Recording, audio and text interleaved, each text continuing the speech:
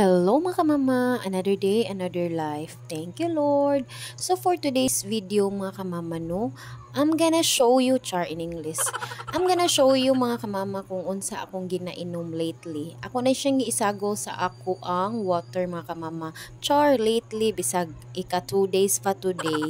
Kafani ni mo mga kamama oy. Mga kamama, kafani ni kamama ani oy. Ingon ani ni siya mga kamama no, nagkamerkado man gud mi atong last time mga kamama. Then nakapalit ko og cucumber ang sound yun pag pronounce kamama. Nakapalit ko og pipino mga kamama niya. Nindot kay ni siyang klase sa pipino kay maskin medyo dakuon siya, less kayo iyahang liso. So before ko nabutang og cucumber sa ako ang water mga kamama, lemon raon ta to, and then ni anak man akong ka-workmate is prone to acidity siya, makataas gyud siya sa imong acid. So ana sila, mas better kuno kung imuhang i-adan og pipino mga kamama.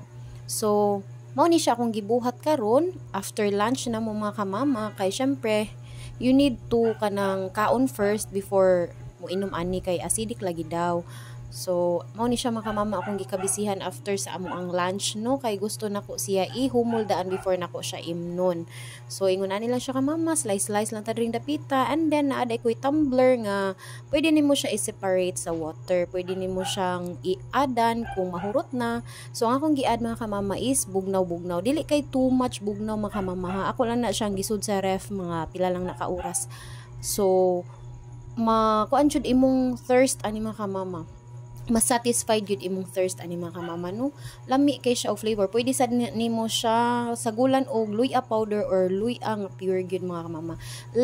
Last day yesterday ako ana siyang gisagulan og luya powder kay na man ko available, and then today wala lang sa nako siya sa guli kay ang akong available powder is for tomorrow na pud to mga kamama, kay wala na koy lemon, gamay na lang kayo to mga kamama. So that's it for today's video mga kamama. Thank you for watching. So mga unta ninyo mga kamama og pipino, lami kaayo.